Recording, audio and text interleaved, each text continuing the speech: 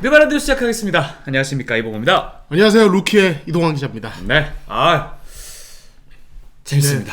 요즘에 플레이오프 때문에 한참 너무 즐거워서 연휴가 길었잖아요. 네. 저는 개인적으로 술 마시고 다음날 NBA 보고, 술 마시고 다음날 NBA 보고. 이거 꿀입니다. 누워가지고 이렇게 눈곱도 안 떼고 NBA 보는 게 그렇게 즐거울 수가 없어요. 또 요즘에 명승부가 많이 나와가지고. 그러니까요. 이번 지금 이제 컨퍼런스 준결승이 다시 시작됐잖아요. 지금 대박입니다. 아니, 저는 사실 연휴 기간에 이제 여행을 갔다 와가지고 라이브로 남쪽으로 여수 가가지고 밤바다 보고 뭐 케이블카 타고 그러고 왔는데 라이브로 다 보진 못했지만 나중에 보니까 다 명승부였고 실제로 지금 뭐 이번 플레이오프 시청률 관련 레이팅이 다 상승했다고 하죠. 그래요? 되게 인기가 많은 플레이오프입니다. 왜냐면 접점도 많고 명승부도 많고 업셋도 있고 업셋도 있고 실제로 이제 저희가 오늘 다룰 이 컨퍼런스 준결승은 지금 언더독의 반란이 계속 나오고 있기 때문에 얘기를 안 할 수가 없습니다. 자, 오늘 어버이날 아닙니까? 네. 어버이날이다. 연락 전화해야 깜짝이야. 이런 개은망득한. 아이고. 자, 여러분 불효봉으로 불러주십시오. 농담이고 봉우씨. 농담입니다. 오늘 12시 40분이니까 지금 녹화 시점이 그렇거든요. 네네. 나중에 연락드리는 걸로. 그렇습니다. 근데 이제 지금 이제 어버이날, 어버이, 자식 이런 관계 있지 않습니까? 지금 플레이오프에서 보니까 어버이가 된 팀들이 있어요. 내가 어버이다 이것들아. 그렇죠. 그래서 오늘도 이제 그런 얘기도 하고 사실 또 리그에 여러 가지 또 이슈들이 있기 때문에 그런 것도 다루면서 한번 이야기 나눠보면 좋을 것 같습니다. 그렇죠. 자, 그래서 이제 이번 주는 이슈부터 먼저 다루고 한번 들어가 보도록 하겠습니다. 먼저 개인적으로 너무너무 좋아했던 그 감독님이 은퇴를 하셨습니다. 그렉 포포비치 감독이 은퇴 선언을 하셨고 기자회견장에 이제 마누 지노빌리와 헷갈리네요. 지노빌리와 던컨이 이제 이렇게 부축을 하고 같이 나오는 장면이 그리고 끝까지 그 유머를 놓지 않으시려고 하는 그 모습이 진짜 너무 감동적이고 마음 한켠에 좀 아리더라고요. 그러니까요. 이 그렉 포포비치 감독이 진짜 말씀하신 은퇴를 선언하고 지난주에 기자회견을 했는데 저는 좀 많이 충격이었어요. 저도 좀. 그러니까 이 날이 언젠가 올 줄 알았고 그건 맞죠. 쓰러지신 뒤로 언제든 은퇴하실 수 있겠구나라는 생각을 했지만 이분이 사실은 90년대 후반부터 최근까지 이 NBA에 엄청난 족적을 남긴 분이고 사실 그 시기에 NBA를 보기 시작했거나 가장 빠져 있었던 분들은 사실 그렉 포포비치라는 사람이 이 마음 한켠에 굉장히 강하게 자리를 잡고 있어요. NBA 팬들에게. 이게 샌안토니오가 적이었던 분들한테는 공포의 감독이에요. 그렇죠. 정말 무서운 전략으로. 네, 맞습니다. 그 시대를 풍미도 아니고 지배한 감독. 사실상 필 잭슨 이후에는 최고의 명장이죠. 그렇죠. 최고의 명장이고 뭐 그냥 역대 최고의 명장이다라고 부르는 사람도 있죠. 그 정도로 이제 포포비치는 지금 뭐 위대한 업적을 남긴 지도자고, 뭐 명장하면 이제 말씀하신 필 잭슨, 포포비치 아니면 정말 좀 더 옛날로 돌아가면 레드 아우버, 뭐 이런 분들, 뭐 이제 척 데일리, 그리고 뭐 돈 넬슨 이런 지도자들이 많이 이제 거론이 되는데 아무튼 이제 뭐랄까요? 이분이 이제 떠나니까 진짜 한 시대가 또 끝나는구나. 맞아요. 이게 선수들 보면서 우리가 한 시대가 끝나는구나 이런 생각을 하지만 저는 포포비치가 이제 은퇴한다고 하니까 진짜 한 시대 끝났구나라는 생각이 들더라고요. 그리고 지금 현역 감독 지도자들 중에 포포비치의 어떤 제자였거나 포포비치와 함께 했던 지도자들이 많기 때문에 어떻게 보면 그 유산은 앞으로도 남아있을 것이고 그 포포비치의 유산이 또 굉장히 좋은 방식으로 또 이제 NBA에 자리 잡지 않을까. 그리고 이제 말씀하신 대로 이 덩컨과 지노빌리가 양쪽에서 부축하면서 이렇게 같이 있는 모습이 저는 너무 보기 좋더라고요. 맞아요. 약간 NBA는 뭔가 이 선수와 감독의 관계가 적어도 NBA 레벨에서는 NBA 프로로 오면은 뭔가 이제 스승과 제자 이런 느낌보다는 비즈니스. 비즈니스 관계 혹은 이제 같이 일을 하는 파트너십 같은 그런 느낌을 많이 주는데 특히 요즘에 또 어린 감독들이 많이 나오면서 더 그런 느낌이 더 있긴 해요. 맞습니다. 더 그렇게 가고 있는데 이 이제 포포비치의 기자회견장 모습은 진짜로 이 약간 진짜 스승을 따르는 어떤 이제 이 제자들의 모습처럼 그렇게 보였어요. 그래서 그 애틀랜타로 이제 트레이드 됐었던 네, 디존테 모레이. 지금은 뉴올리언스 가 있지만 디존테 모레이도 현장에 와 있었죠. 그쵸. 디존테 모레이는 아주 어릴 때부터 샌안토니오에서 농구하면서 자랐었고, 그래가지고 이 샌안토니오 프랜차이즈가 진짜 위대한 문화를 만들었구나. 이렇게 감독이 은퇴한다고 해서 이렇게 선수들이 다 와가지고 막 약간 무슨 동문회처럼 이렇게 오는 경우 잘 없거든요. 개인적으로 이제 그런 팀이 또 있다면 아마 골든스테이트 워리어스가 그런 감독이 그대로 만약에 간다면 그런 문화를 만들 수 있지 않을까라는 생각이 들고, 과연 그런 팀이 또 나올 수 있을까? 그건 모르겠어요, 진짜. 그죠? 그렇죠. 쉽지 않죠. 쉽지 않죠. 정말 왜냐면 실질적인 성과, 우승이라는 어떤 이런 성과도 쌓아야 되고 프랜차이즈 스타. 그리고 사실 감독이라는 자리가 정말 대단해 보이지만 계약직이에요. 아주 짧은 단기 계약직이에요. 그럼요. 2, 3년 뭐 길어봤자 5년. 피닉스 이렇게. 봐요 지금. 매해 잘라대는데. 그러니까요. 그러니까 그렇게 이제 짧은 계약 기간 안에 성과를 보여야 되고, 이제 본인이 능력이 뛰어나도 관계가 좋지 않으면 금방 잘리고 1년 만에 지금 잘리기도 하는 게 NBA인데. 성적이 좋아도 잘라요. 그러니까 정말 여러 가지 것들이 따라줘요. 구단주의 어떤 신뢰와 협조, 맞아요. 그리고 선수들과의 좋은 관계, 감독 지도자 본인의 어떤 능력, 코칭 스태프와의 어떤 여러 가지 어떤 뭐랄까요, 협업 이런 것들까지 커뮤니케이션 능력 엄청나게 많은 것들이 받쳐줘야 되고, 맞아요. 정말 포포비치처럼 되는 지도자는 뭐 저희가 역대 뭐 이렇게 얘기를 하는 거니까 당연히 정말 극소수거든요.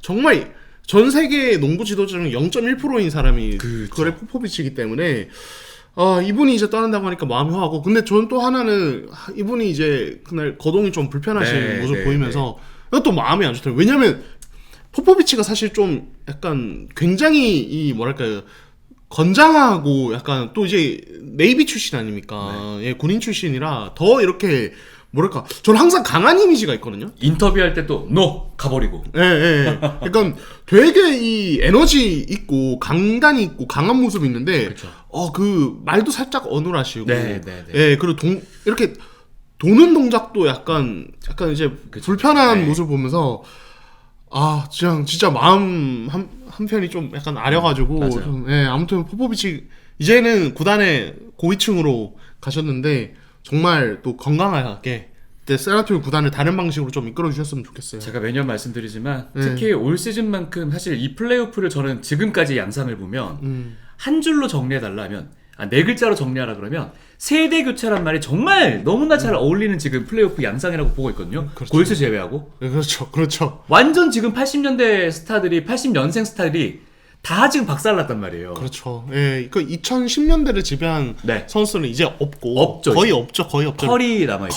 커리 하나 남아있는 근데 거고. 커리도 뭐 이따 얘기하겠지만 햄스트링. 또 부상이 왔었고. 그러니까 진짜 완전히 세대 교체가 된 플레이오프고, 참 그런 면에서 좀 포포비치랑 여러 가지 감정이 드는 가슴이 아파요. 일이고, 그리고 이제 미치 존슨 감독 대행이 이제 정식 감독으로 임명이 됐습니다. 그래서 뭐 사실은 샌안토니오 팬들 사이에서는 좀 의견이 갈려요. 왜냐면은 포포비치가 떠나고 샌안토니오를 이제 잠시 이끄는 동안 그러니까 포포비치가 자리를 비우는데 이분이 이제 팀을 이끄는데 이렇게 막 뭐랄까요, 의미 있는 이 감독 대단하다 이런 걸 아직 보여주지는 못했거든요. 근데 또 한편으로는 감독 대행이, 이렇게 젊은 감독 대행이 갑자기 뭘 어떻게 하겠어요. 지금 덴버의 아델만이 좀 독특한 케이스고, 그래서 한번 지켜보자.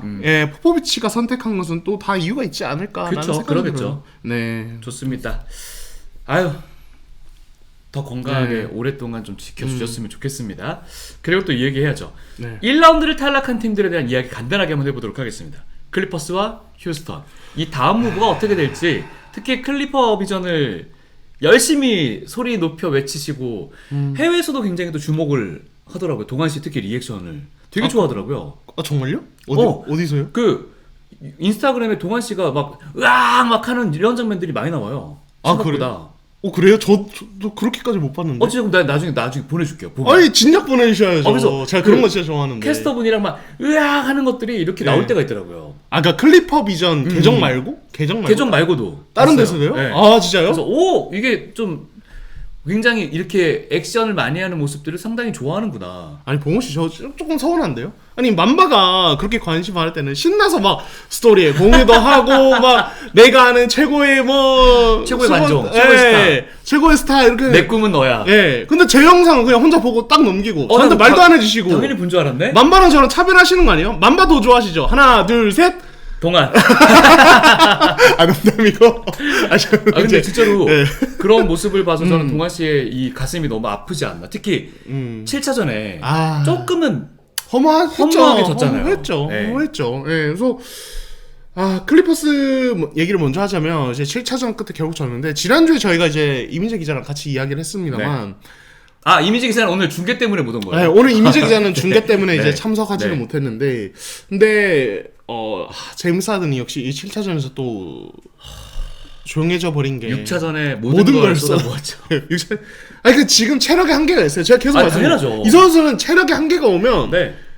사라져요. 안 해요. 코트에서 사라져요. 아무것도 안 해요. 예, 그래서 저는 뭐 이제 제가 어제 그 느바비큐 클리퍼스 어제 특집, 녹화했어요? 예, 을 이제 녹화하고 왔는데 이미 한번 얘기를 했는데 저는 클리퍼스가 더 많은 얘기 해주세요. 하든에 대해서는 하든에 대해서는 좀 과감한 결단을 내려도 이상하지 않다. 오. 예, 그러니까 레너드도 뭐 나이가 하든이랑 별로 거의 차이가 없긴 한데 하든은 이런 어떤 체력 떨어지면 이렇게 존재감이 사라지는 모습이면 클리퍼스는 플레이오프 지금 1라운드 탈락이 지금 3년 연속인가 그렇게 알고 그쵸. 있거든요.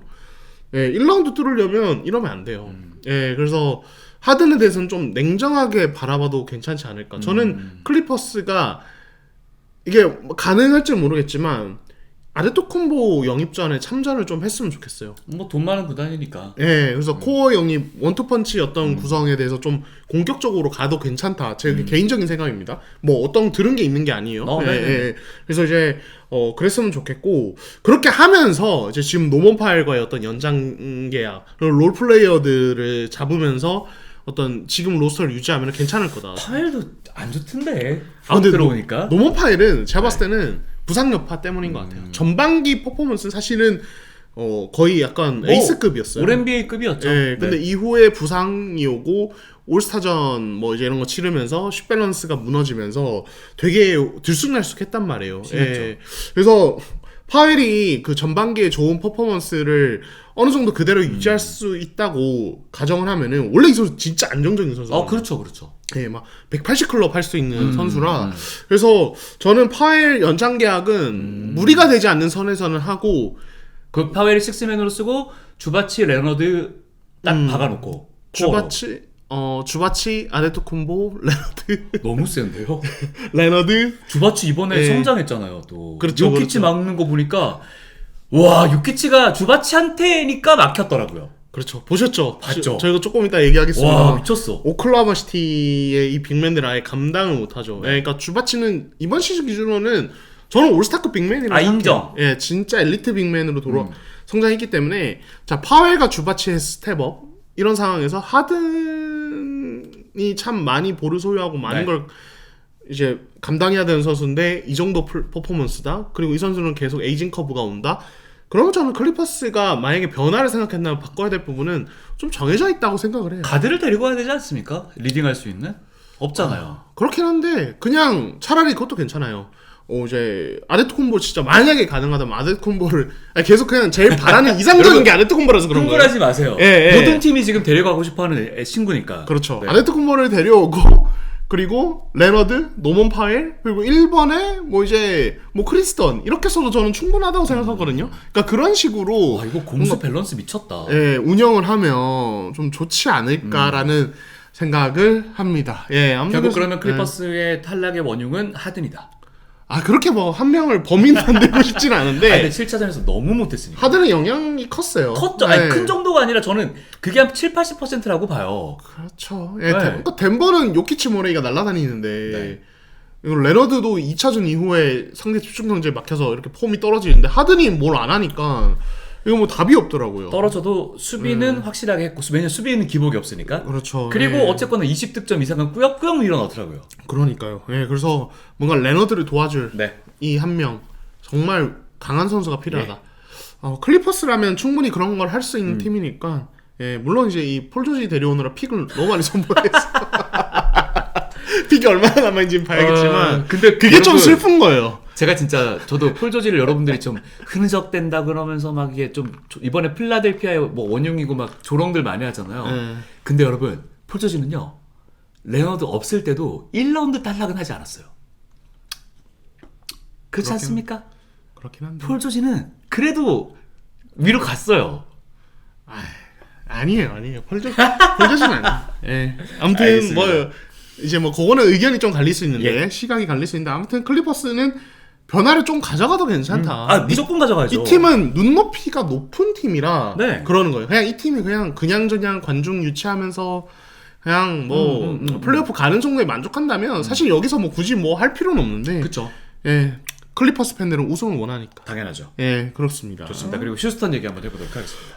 사실상 사실상 1대3에서 이제 3대3으로 만들었을 때 저는 개인적으로 솔직하게 휴스턴이 잡을 줄 알았어요. 골든 스테이트가 더 이상 할 수 있는 게 있을까라는 생각이 들 정도로 휴스턴의 수비가 너무 강력했고 그리고 투빅을 얘네가 과연 이걸 막을 수 있을까? 그런 생각을 했는데 오케이 그것보다 더 심각한 문제가 있었던 게요. 공격이 쓰레기더라고요. 나 감히 얘기합니다. 제일런 그린은 당장 버리세요. 갖다 버리세요. 제일 필요 없는 선수고요. 공수에서 걔는 수비도 난 잘하는지 모르겠고요. 수비 약하죠. 예. 근데 그러면 15득점 이상은 해줘야 될 거 아니 20득점 정도는 에이스인데 벤블릿 체력 떨어졌어. 벤블릿은 잘했죠. 그렇죠? 잘했죠. 예. 수비도 끈끈하게 해줬고 근데 공격을 그렇게 개판치고 생군도 이 새끼 이거 잘하다가 7차전 가니까 예. 아무것도 못하더라고. 그렇죠. 역시 근데 골든스테이트는 확실한 에이스의 파워. 커리와 버틀러는 진짜 대단하더라고요. 그러니까 결국에는 네. 이제 게임 7까지 가면은 이 네. 에이스급 너무 선수의 중요하죠. 어떤 퍼포먼스에 의해 경기가 갈리는 거고 사실 이제 7차전 결과와 별개로 휴스턴은 칭찬을 많이 받아야 되는 팀이라는 생각이 들어요. 하멘탄스. 네, 아멘탄스 하멘탄스. 정말 대단했고 진짜 이 아까 말씀하신 이 휴스턴의 수비가 사실 좀 시리즈 중반부터 분위기를 바꾼 게 왜 그러냐면 휴스턴이 되게 독특한 수비를 했어요. 이게 현지에서 좀 이제 전문가들 사이에서는 좀 화제가 됐는데 커리에 대항하는 이제 존 디펜스인데 이게 두 명을 페인트 존 근처에 박아두는 형태의 약간 굉장히 독특한 존 디펜스를 썼어요. 네. 그러면서 골든스테이트가 이 휴스턴 이 수비에 완전히 리듬이 말리면서 완전 공격이 망가지는 거죠. 예, 그래서 저는 이 시리즈는 돌이켜 보면은 이 이메 우두카 감독과 스티브 커 감독의 이 수비 대결이었다. 예, 진짜 끈적끈적한 지역 방어를 이제 절대로 뭐랄까 서슴지 않는 그랬죠. 예, 정말 독특한 형태의 수비들이 많이 나와서 제 생각에는 이 시리즈는 그냥 피파 경기 어떤 지도자들, 그러니까 뭐 대표팀 지도자들이나 아니면 타리그의 유로리그 지도자들도 보면서 많이 참고하지 않을까라는 생각이 들 정도로 되게 수비적인 면에서는 볼거리가 많은 그랬죠. 어떤 매치업이었다. 네. 물론 이제 좀 공격적인 면을 좀 포커스를 두고 보는 라이트 팬들에게는 좀 뭔가 답답한 느낌이 들었을 수 있겠지만 근데 저는 개인적으로 저도 잘 그렇게 좀 라이트하잖아요. 음. 그러니까 수비를 보는 맛이 있더라고요. 이 두 팀은. 그러면 충분하죠. 네. 그러면 되죠. 그게 네. 보이니까 얘네 수비 농구 하는데 그게 되게 재밌게 가네? 이런 생각이 들었어요. 네. 네. 그러면 다행입니다. 네. 예, 그래서 근데 또 이제 휴스턴이 이번 플레이오프 1라운드 7차전까지 간 걸 두고 이제 이 정도면 좀 만족한다. 변화를 주지 않겠다. 이렇게 얘기를 했는데 이게 과연 진심일까요? 진심 아니죠. 예, 저는 진심 아닐 것 절대. 같아요. 그러면 또 똑같은 일이 벌어집니다. 그렇죠. 그러니까 휴스턴이 지금 이제 벤블릿의 이 팀 옵션 행사 여부를 결정을 해야 되고 이거를 행사하게 되면은 벤블릿은 이 만기 계약자로 트레이드 매물로 쓸 가능성이 높습니다. 예, 그래서 이제 저희가 자주 말씀드렸던 이 케빈 듀란트 트레이드라든지 혹은 야니스 아데토쿤보 트레이드 노릴 수도 있죠. 예, 이런 것들. 빅마켓이거든요. 예, 이런 쪽에 좀 활용이 되지 않을까라는 생각이 들고 휴스턴이 조금 빨리 이 레버를 당기면은 당장 이번 여름에 방금 말씀드린 그 두 명의 슈퍼스타 중 하나를 노릴 수도 있고 정말 인내해 볼 수도 있겠죠. 근데 이거 제 생각을 해봤어요. 인내를 한다는 것은 결국 이 젊은 코어들의 어떤 성장을 기대한다는 건데 아멘 탐슨 오케이, 생군 오케이, 오케이. 엄청 강하다고 볼 수는 없지만 이 정도면 괜찮죠. 저도 이제 제일런 그린은 제가 사실 데뷔할 때부터 좀 꽤 팬이었거든요. 네. 운동 저도 능력이나 팬이었어요. 이런 네. 것들, 그리고 이 필리핀의 피가 섞여가지고 그런 것들 스토리도 저는 좋아해서.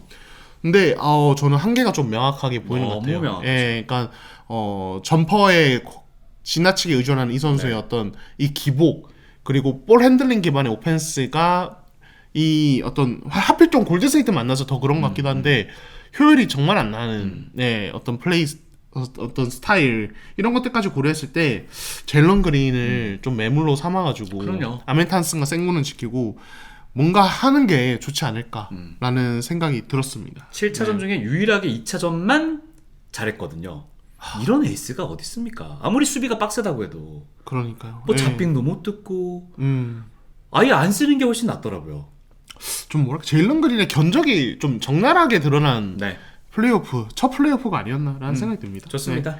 자, 그 다음 이슈입니다. 네. 다시 불거진 마크 윌리엄스 트레이드 철회 논란. 네. 아, 그 부분에 뭐 지난 시간에도 얘기하긴 했잖아요. 네. 이모티콘 네, 그렇죠. 딱 박아가지고.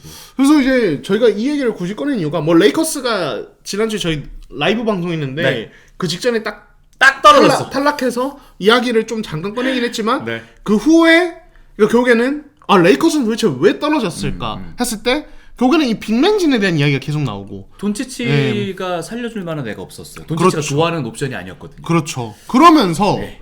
자연스럽게 아니 마크 윌리엄스 그냥 쓰지 그랬어. 그 크래프 후에 쓰지도 않으면서. 건강하게 뛰었는데 마크 윌리엄스 그냥 쓰지. 근데 이제 현지에서도 이게 좀 화제가 되니까 전혀 다른 방향의 기사가 두 가지가 나왔어요. 예. ESPN이랑 LA 타임스가 이 마크 오. 윌리엄스 트레이드 불발에 대해서 네. 다시 좀 기사화를 했는데 이 논조가 너무 달랐어요. ESPN은 이제 데이비드 맥미넴? 예, 갑자기 약간 라스트 네임이 조금 헷갈리는데 네. 이분 뭐 좀 유명하죠. 예, 댈러스 쪽에 조금 제가 알기로는 조금 더 이제 밝은 걸로 알고 있고. 근데 이제 이분의 보도는 레이커스는 메디컬 테스트 과정에서 마크 윌리엄스의 몸에서 중대한 문제를 발견했고 이거를 그냥 넘어가기가 너무 힘들었다라고 좀 이야기를 하고 있고. 근데 LA 타임스 쪽의 기사는 근데 LA 타임스 쪽에서 낸 기사의 기자가 솔직히 저는 더 신뢰감이 가요. 원래는 신뢰를 더 줄 수 있는데 근데 LA 타임스의 그 레이커스 쪽 보도를 많이 하는 기자가 있거든요. 근데 그분이 아니라 전 처음 보는 사람이었어요. 예. 처음 보는 사람의 기사라서 오. 이거 믿어야 되나라는 생각이 좀 들긴 했는데 어쨌든 LA 타임스의 보도는 네. 부상 쪽이 아니었다. 어. 그냥 내부적으로 이제 그 마크 윌리엄스 대가로 넘긴 게 아까워가지고 다시 돌려보낸 거다. 오. 이런 이야기를 하더라고요. 그래서 이게 뭐가 진실인지는 펠링카랑 그 결정권을 쥐고 있는 사람들만 알겠죠. 너무 다른데요? 근데 그러니까 사실 그 트레이드 당시에 정말 논란이 돼서 샬럿이 진짜 막 아픈 선수를 억지로 넣는 게 그랬죠. 사기 예. 한 거 아니야 이런 살이 쪘다. 비판을 많이 받았었는데 샬럿은 굉장히 억울했던 게 마크 윌리엄스 부상자 리스트에도 안 올라간 선수고 지금 우리 계속 돌아와서 또 건강하게 뛰는데 이게 말이 되냐 그랬죠. 이런 입장이었거든요. 저희가 방송 때 언급을 했을 네, 겁니다. 네. 그래서 야 이거는 그냥 끝까지 미스테리로 남을 것 같아요. 근데 만약에 레이커스가 지금 이제 돈치치 데려오고 나서 이제 우승까지 걸리는 시간이 길어진다. 이렇게 되면은 그리고 마크 윌리엄스가 만약에 계속 좀 큰 문제 없이 건강하게 뛴다. 네. 이러면은 이제 레이커스는 굉장한 조롱을 받겠죠. 그렇죠. 예, 조롱을 받을 거고 네. 비판을 받을 거고 거짓말쟁이라는 이야기 들을 거고 만약에 마크 윌리엄스가 당장 또 다음 시즌에 그 유리몸의 모습을 또 보이고 네. 이러면은 레이커스 그 판단이 옳았네. 그럴만했다. 이후에 어쨌든 그 판단 잘했네. 이런 생각을 하게 되지 않을까. 라는 그런 상황이 되네요. 예. 지금 시장에서 그만한 센터를 데리고 올 수 있을까라는 생각이 들어요. 매물 없지 않나? 매물이요? 네. 매물 잘 없죠. 없죠. 예. 그러니까 그 이제 클리퍼스의 주바치가 이번 시즌에 그 3점슛 성공이 없는 NBA 모든 선수 중 득점 1위예요. 예. 2위가 누군지 아세요? 마크 윌리엄스. 마크 윌리엄스요? 예. 마크 윌리엄스. 오. 그러니까 지금 트렌드에서 사실 3점 성공이 없는 선수로 카테고리를 딱 분류해버리면 네. 사실 선수가 많이 걸러지기 때문에 그렇죠. 이걸 또 너무 뭐랄까 크게 봐서 안 되긴 하는데 네. 어쨌든 3점 성공이 없다는 건 그냥 빅맨이라는 거고 완전, 네. 현재 트렌드에서는 그 선수 중에 주바치 다음 2등이다 평균 득점이. 예, 이러면 이제 좀 아깝긴 하죠. 마크 윌리엄스 잘하기도 했고 실제로. 예, 그래서 이거는 뭐 나중에 또 시간이 지나면 결과가 말해줄 부분이라 좀 지켜보시죠. 좋습니다. 과연 어떻게 될지. 레이커스도 골치가 아파질 것 같긴 한데요. 그냥 돈치치도 이제 계약을 해야 된단 말이에요. 좋습니다. 자, 심상치 않은 야니스 드라마 그리고 미러키 또 돈치치가 유로바스켓에 참가한다는 이야기 한번 해보도록 할게요. 네. 야니스는 저는 95% 이상 떠날 것 같거든요. 네, 그렇죠. 지금 뭐 이제 시즌 끝나고 미러키 구단과 만날 거다라는 이야기가 나오고 나선 별말이 안 나오고 있죠, 사실은. 그렇죠. 예.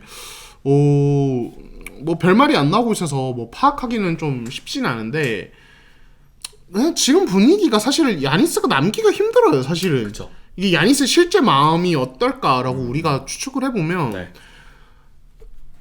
그러니까 미러키 떠나고 싶지 않을 수 있어요. 그냥 오랫동안 너무 있었던 곳이고 13년 뭐 이렇게 있었으니까. 익숙한 곳이고. 예. 근데 현실적으로 진짜 야니스가 그 미러키에 대한 애정을 가지고 그래서 지금 남아 있을 만큼 미러키 상황이 좋은가? 그렇지가 않아요. 그렇죠. 반대예요. 너무 나빠요. 사실 미러키 상황은 나이는 다 들어갔고. 저희 말씀드렸죠. 예, 그냥 지금 우승할 수 있는 멤버가 아니고 릴라드는 다음 시즌 사실상 못 뛰고.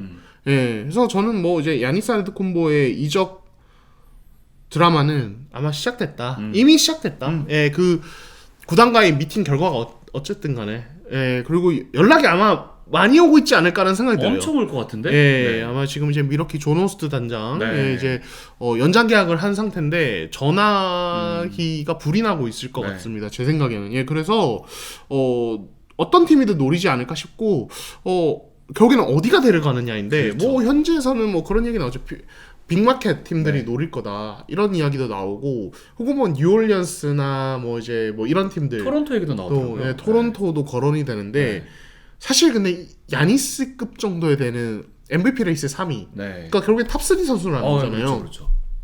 이런 선수는 사실상 본인의 의향이 중요해요. 그럼요. 예, 그러니까 그 팀이 데려가더라도 막 이렇게 야니스 본인이 원한 팀이 아니면은 사실은 좀 뭐랄까 이 컨트롤하기 쉽지 않다고 해야 되나 같이 일하기 쉽지 않다고 그쵸. 해야 되나 그렇기 때문에 어떤 팀을 야니스가 선택하느냐 이게 중요하다. 예, 야니스가 트레이드 되는 거는 가능성이 높지만 그 다음부터는 사실 야니스 마음의 문제라는 그렇죠. 생각이 듭니다. 근데 이제 저는 이따 얘기했지만 저는 오클라호마 시티가 오늘 지금 저희가 방송 중인 시간에 2차전 네. 지금 뭐 덴버를 압도를 하고 있는데 145대 96입니다. 예. 진짜요? 그 정도까지 벌어졌어요? 예. 예. 아니 근데 저는 이제 그 1차전 보면서 무슨 생각 들었냐면 이 팀이야말로 진짜 야니스 필요해 보이는데 오클라호마? 예, 생각을 했거든요. 이건 좀 이따 얘기하겠습니다만. 그래서 뭐 오클라호마 시티라든지 그런 우승 도전에 방점 찍고 싶은 팀은 무조건 야니스를 노려볼 만하지 않을까라는 생각이 들어요. 그렇죠. 예. 근데 오클라호마가 이제 올 시즌 어떻게 하느냐에 따라서 왜냐면 이 팀은 내줄 수 있는 자산이 너무 많아서 엄청 매력적일 거예요. 그리고 야니스 입장에서도 오클라호마 가면은 바로 우승 도전 정도가 그렇죠. 아니라 뭐 그냥 파이널 간다고 봐야 될 것 같거든요. 그렇죠. 그러니까 저희가 뭐 느바 BQ에서는 네. 이제 이 샤이 길드스 알레산더의 좀 겹치는 부분, 네네네. 네, 뭐 이제 공격 동선이 동선이라던가, 겹치는 이런 네. 부분 얘기를 하긴 했었는데 또 이제 그 얘기 또 일리가 있긴 한데 저는 근데 그로 인해 발생하는 좀 약간 좀 손해, 예, 이 둘의 공존에 대한 어떤 그런 어려움 이런 거보다 야니스가 옴으로써 얻을 수 있는 이익이 훨씬 큰 것 같아요. 저도 그렇게 봐요. 예, 페인트전 네. 수비, 네. 림 어택. 지금 사실 오클라호마 시티의 가장 좀 부족한 그렇죠. 것을 얻게 될 것 같아요. 예, 그래서 야니스가 오게 되면 오클라호마 시티는 지금처럼 베이스라인을 지키는 이 헬프 대형을 과하게 쓰지 않아도 되고 그리고 1차전 사실상 패배의 어떤 저는 이유였다고 보는 공격의 중요한 순간마다 페인트전 어택이 안 되고 외곽에서 슛을 던지다가 거기에 어떤 이 갬블한 상황에 놓여서 패배해버리는 이런 상황들이 확 줄어들 거라고 보거든요. 예, 그래서 저는 오클라호마 시티에게 과감히 추천한다.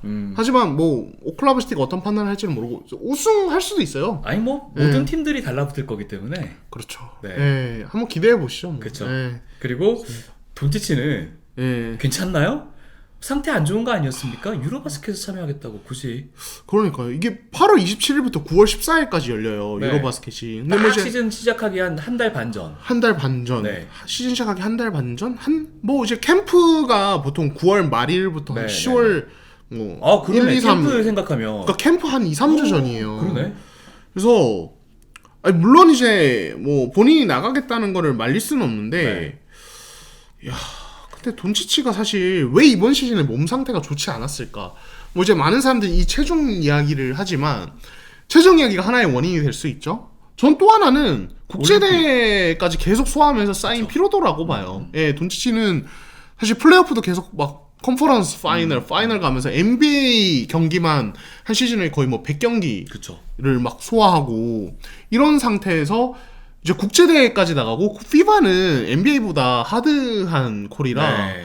되게 터프하거든요. 맞아요. 예, 그래서 더 빡세요. 그리고 슬로베니아는 진짜 그냥 네. 돈치치 원맨 팀이죠. 원맨 팀이에요. 네. 예, 돈치치에 대한 의존도가 어마어마합니다. 그래서 돈치치가 사실은 좀 본인의 어떤 커리어를 좀 길게 생각한다면 좀 과감하게 쉬어가도 될 것 같은데 그러게.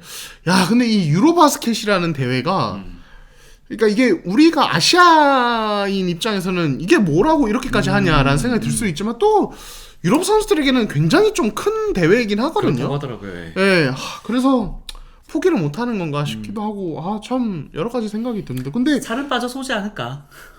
그럼 진짜 이거 할 거면은 진짜 네. 몸 관리라도 더 잘해서 하고 좀 본인 스스로 좀 뭐랄까 이 완급 조절을 해야 될 것 맞아요. 같아요. 예, 진짜 20대 초중반이다라고 생각하고 계속 안 돼요. 예, 빡세게 네. 하면은 이 돈치치 커리어가 진짜 수명이 짧아집니다. 맞아요. 예, 그래서 이 뭐 참가한다고 하니 뭐 말릴 수는 없는데 알아서 잘 하시기를. 레이커스 팬들은 마음이 조마조마하지 않을까. 조마조마하죠. 또 부상 입어서 오면 어떡하나. 그렇죠. 미래인데. 예, 예, 맞아요. 그래서 유로바스켓이 이제 아무래도 유럽 시간대로 열리니까 국내 농구 팬들이 보기엔 시간대가 좋지 않긴 한데 네, 안 좋죠. 레이커스 팬들은 물론 이제 다들 뭐 이제 생활을 하시니까 볼 수는 없지만 또 이제 많은 분들이 돈치치 안 다치나 잘하고 있나 이거 한번 보시려고 보시지 않을까 네. 경기 보시지 않을까 이런 생각이 듭니다. 좋습니다. 이슈 이렇게 다뤄봤습니다. 자, 이제 2라운드 리뷰 한번 가보도록 하겠습니다. 자, 클빌과 인디애나. 죄송합니다. 저희 모든 예측이 정말 개박살이 나고 있습니다. 클리블랜드가 인디애나를 공격 대 공격으로 붙으면 압살할 것이다 라는 이 예견과는 달리 정말 명승부가 나오고 있고요. 특히 2차전 같은 경우는 도노반 미첼이 전 진짜 코비 부는 줄 알았거든요. 어마어마했죠. 어마어마했는데 그걸 저 그래서 사실은 경기를 껐어요. 마지막 한 1분 10초 남겨놓고 안 되겠는 거야. 쐐기가 박힌 느낌. 네, 아예 끝난 느낌이었는데 뭐야 다시 보니까 알람이 떴는데 NBA 앱에서 알람이 왔는데 인디애나가 잡았네? 그리고 다시 그걸 봤는데 우와 나 리뷰로 보면서도 소리 질렀어요. 할리버튼. 거기서 그 3점은 진짜 미쳤죠. 놀라웠죠. 미쳤죠. 이구 실패가 의도적이었던 것 같진 않은데 의도는 아니었던 것 같아요. 그 잡아가지고 네. 나와서 바로 풀업 3점을 작전 타임 있었는데도. 예, 와 그게 좀 많이 놀라웠고 일단은 먼저 제가 저희 느바라디오 시청자분들과 인디애나 팬들께 사과를 드려야 될 것 죄송합니다. 같아요. 예, 정말 죄송합니다. 일단은 인디애나 잘한 부분부터 좀 이야기를 하자면은 인디애나는 더 이상 이 어떤 공격에만 포커스를 맞추는 팀이 아니에요. 제가 이 미러클 시리즈에서 너무 이 화력이 좋길래 맞아요. 제가 약간 잠깐 잊고 있었어요. 넴하드와 에런 니스미스가 있는 인디애나가 얼마나 피지컬하고 이 수비가 좋은 팀인지. 거칠더라고요. 예, 진짜 저는 이게 사실상 좀 2차전의 역전승에 큰 영향을 줬다고 봐요. 갑자기 풀코트 프레스를 하더라고. 예, 그러니까요. 그러니까 이 2차전을 보면은 클리블랜드가 사실은 이제 1차전 패배 이후에 좀 마음 먹은 듯이 좀 나와가지고 도노반 미첼도 터지고 그러면서 이제 여유 있는 리드를 가져갔는데 이후에 야금야금 이 점차가 줄어드는 과정을 보면은 결국에는 베네딕트 매더린, 에런 니스미스, 앤드류 네마드의 이 피지컬한 수비와 움직임들이 계속 점차를 갉아먹으면서 쫓아가요. 예, 그러면서 결국에는 인디애나가 막판에 다시 벌어졌는데도 따라잡아 버리거든요. 끝까지 가더라고요. 예, 그리고 사실 도노반 미첼이 뭔가 법인이 될 수는 없어요. 당연히 48점을 넣었는데. 그럼요. 지금 2차전에 갈랜드 빠졌죠. 모블리 빠졌죠. 디안드레 헌터 빠진 상황에서 빠졌죠. 네. 미첼이 거의 뭐 그 3명 몫을 다 해버렸는데 근데 막판에 결국에는 미첼이 결정적인 어떤 실수들을 자꾸 저지르잖아요. 뭐 오펜스 파울이라든지 네. 턴오버라든지 이런 것들이 나오는 거 보면은 이게 미첼이 잘못한 부분도 있지만 또 인디애나가 너무 피지컬하게 괴롭히다 보니까 미첼이 이걸 감당을 못하는 맞아요. 거예요. 예, 그래서 저는 이 인디애나가 이번 시리즈에서 보여준 이 소위 전투력이랄까? 여기에 대해서 진짜 많은 어떤 박수를 보내고 싶습니다. 첫 번째로. 이게 정말 저는 좀 대단하다고 생각을 하고 네. 그리고 이제 이 할리버튼. 과대가 되고 있는 선수다. 예, 그러니까 지금 정말 멋있는 서사가 나오는 것 같아요. 그렇죠. 할리버튼이 결국에는 그 디애슬레틱에서 진행한 설문에서 선수들이 뽑은 가장 과대평가받는 선수라는 이야기를 들었잖아요. 근데 표수를 보면 그렇게 많지는 않았어요. 많지는 않았어요. 총 맞아요. 90표 중에 네, 90표 중에 네. 13표를 네, 받았어요. 네. 그러니까 뭐 득표율이 뭐 12%인데 그냥 1등을 해버린 거예요. 예, 그래서 할리버튼이 그걸 마음에 담아두고 다 알고 있어서 막 클리브랜드 관중들도 뭐 overrated 막 이거 외치고 맞아요. 막 도로가 미칠 하지 말라 그러고. 예, 막 그랬는데 네. 야, 그 진짜 그 2차전에 그 정말 경이로운 이 3점. 사실 미러키아 시리즈부터 나왔던 이 클러치 3점 네. 이런 것들을 보여주면서 할리버튼이 2차전 끝나고 인터뷰를 했죠. 예, 다들 아시겠지만 내 위닝 샷들도 과대평가된 거라고 말해봐라고. 저는 진짜 이게 네. 스웩이다. 맞아요.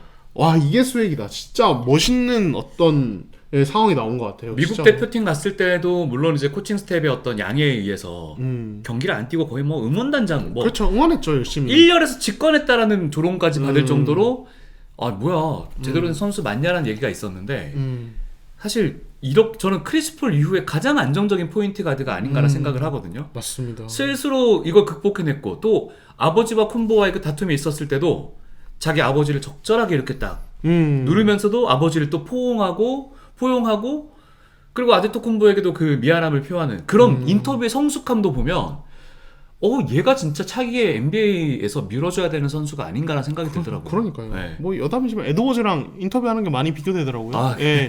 그러니까 이게 참 이 말도 참 이게 에드워즈는 말만 잘했어도 지금 그치. 슈퍼스타 추앙받고 같지. 안티도 별로 없을 텐데 말 못해서 자기를 깎아먹는 케이스잖아요. 제가 사생활도 그렇고요. 예. 근데 할리버튼은 진짜 사실 그 말씀하신 그 아버지 사건 네, 네. 이후에 어떤 대처도 그렇죠. 그렇고 이 이제 뭐랄까 경기 내에서 보여주는 네. 퍼포먼스와 이후에 어떤 그러니까 본인에 대한 어떤 뭐랄까요 저평가를 극복해내는 이런 모습까지 진짜 또 하나의 슈퍼스타가 뭐 할리버튼 잘하는 거야 다들 알았고 뭐 대단한 가드라는 거 알았지만 이제는 진짜 서사까지 맞아요. 끼얹어져가지고 저는 진짜 좀 많이 감동적이었어요. 맞아요. 예, 그래서 대단하다. 할리버튼 진짜 극찬하고 싶다는 생각이 들고. 원정에서 2연전을 연승으로 가져왔다.